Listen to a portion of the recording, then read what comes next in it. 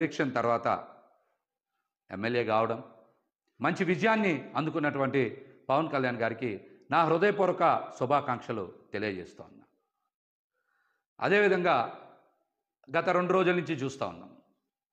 జగన్మోహన్ రెడ్డి గారిని ప్రజలు ఆదరించలేదు. అందుకనే ఆయనకి ఓటమి వచ్చింది. కేవలం 11 స్థానాలకే పరిమితం అయ్యారు. భారీ మెజార్టీలు కూటమి అభ్యర్థులకి వచ్చాయని చాలామంది మళ్ళీ విష ప్రచారం, చెడు ప్రచారం చేస్తూ ఉన్నారు. ఇందులో వాస్తవం లేదు. జగన్మోహన్ రెడ్డి గారు ప్రజల కోసం ప్రవేశపెట్టినటువంటి సంక్షేమ పథకాల్లో చాలా వరకు ప్రజలు సంతృప్తి చెందారు. జగన్మోహన్ రెడ్డి గారి వెనక ప్రయాణం చేస్తూ ఉన్నారు. జగన్మోహన్ రెడ్డి గారిని ఆదరించారని నేనైతే వ్యక్తిగతంగా భావిస్తూ ఉన్నా. ఈ రోజున మనందరికీ తెలుసు, తెలుగుదేశం పార్టీకి వచ్చినటువంటి ఓట్ల శాతం 45.6, వైఎస్ఆర్సీపీ పార్టీకి వచ్చిన ఓట్ల శాతం 40% ఓట్లు వచ్చినాయి. అంటే ఈ రాష్ట్రంలో ఈ 2 ప్రధాన పార్టీలకి మధ్య ఉన్న వ్యత్యాసం కేవలం 5.5%. కేవలం 5.5% మాత్రమే. కానీ చాలామంది జగన్మోహన్ రెడ్డి గారికి ఏదో ప్రజల నుంచి ఆదరణ లభించలేదని మాట్లాడుతున్నారు. ఇది కరెక్ట్ కాదు.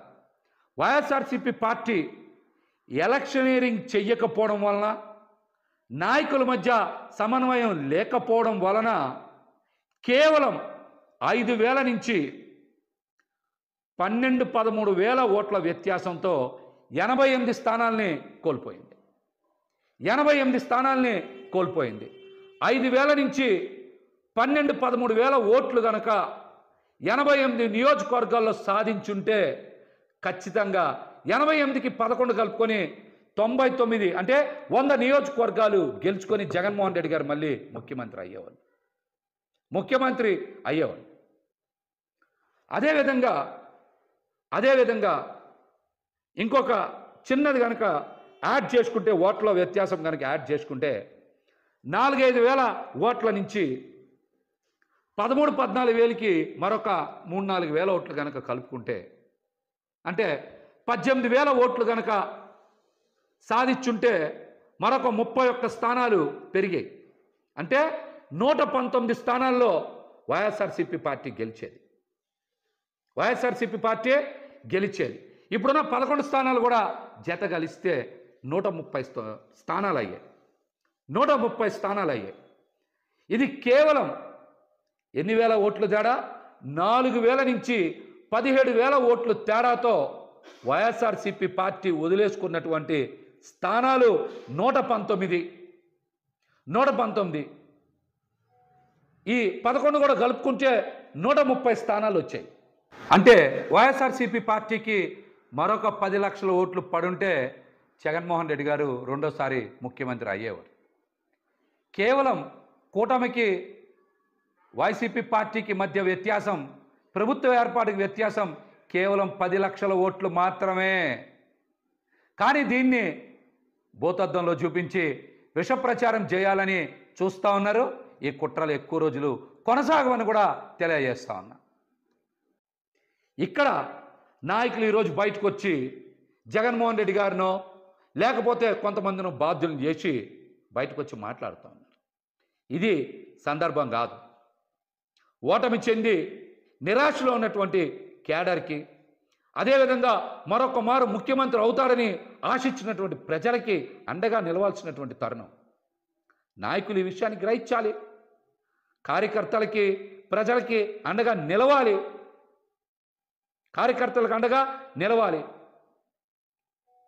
అద్భుతమైన ప్రచారం చేసి అన్ని వనరులు సమకూర్చిన తర్వాత కూడా ఓటమికి కారణం నాయకుల మధ్య సమన్వయం లేకపోవడం.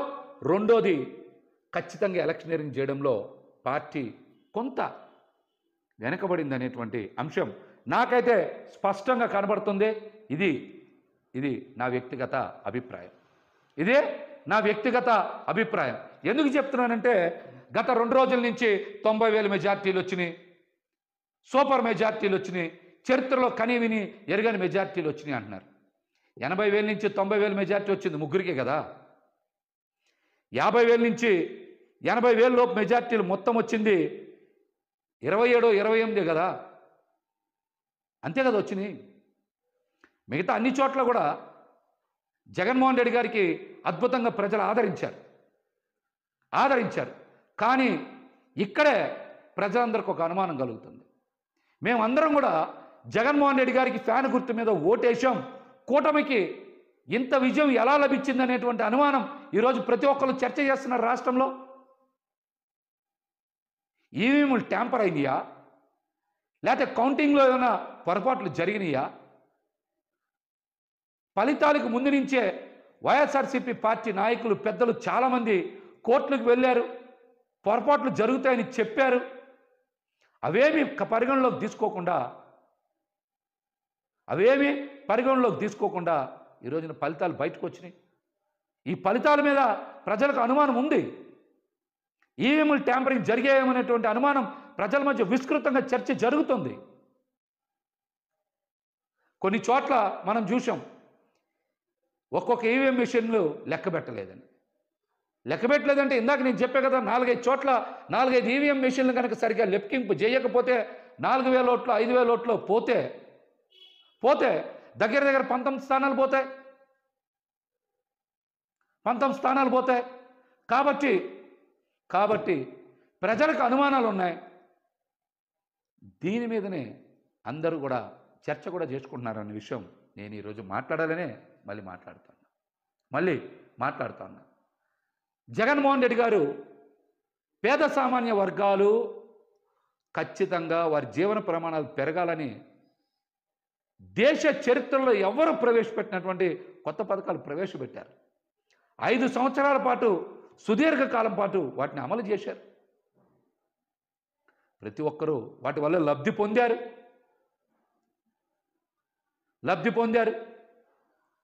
అందుకనే ఈరోజు రాష్ట్ర ప్రజలందరూ కూడా నివేరబోతూ ఉన్నారు. ఒక్క జగన్మోహన్ రెడ్డి గారిని ఎదుర్కోవడానికి 6 పార్టీలు పోటీ చేసినాయని ప్రజలందరూ కూడా చర్చ చేసుకుంటున్నారు. ప్రజారంజకంగా ఉంటుందా, లేకపోతే పెట్టుబడిదారులకు మాత్రమే అనుకూలంగా ఉంటుందా, ఎవరికి అనుకూలంగా ఉంటుందనేది ఈ రాష్ట్ర ప్రజలందరూ కూడా చాలా తొందరగా తెలుసుకుంటారు.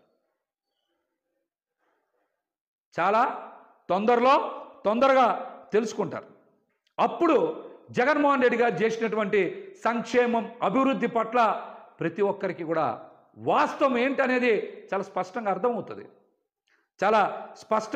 అర్థమవుతుంది.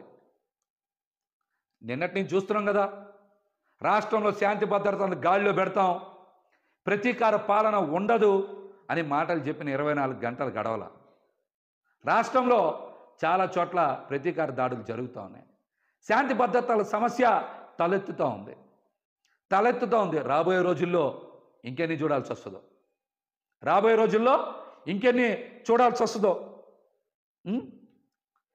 ప్రతి ఒక్కరికి కూడా అధికార పీఠం మీద కూర్చోలేని ఆశ ఉంటుంది. ఆ ఆశ ఉన్నప్పుడు కూటమి బీటలు ఖచ్చితంగా వారుతుంది. కూటమి కలిసి ఉన్నప్పుడు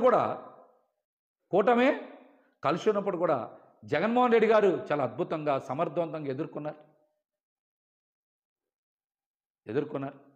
రాబోయే రోజుల్లో జగన్మోహన్ రెడ్డి గారు చాలా బలంగా ధైర్యంగా నిలబడతామని చెప్తా ఉన్నారు. ఖచ్చితంగా నిలబడతారు. మళ్ళీ మరొకసారి ముఖ్యమంత్రి అయ్యే తీరుతారు.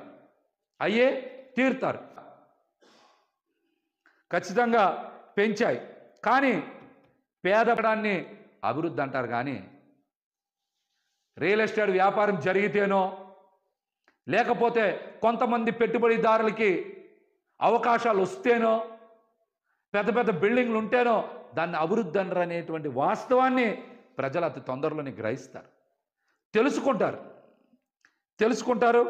జగన్మోహన్ రెడ్డి గారు విప్లవాత్మకంగా తెచ్చినటువంటి పథకాలని కూటమి కొనసాగిస్తుందా, రద్దు చేస్తూ కూడా చూస్తారు.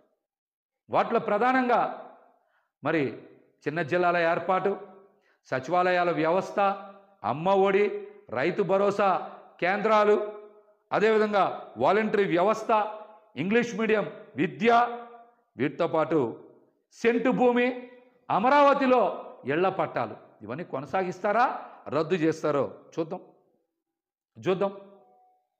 ఖచ్చితంగా మనం కూడా ఆశిద్దాం. కూటమి ప్రభుత్వం మంచి పాలన అందిస్తుంది, మంచి చేస్తుందని ఆశిద్దాం. అంతవరకే పెట్టుకోండి, ఆశపడద్దు.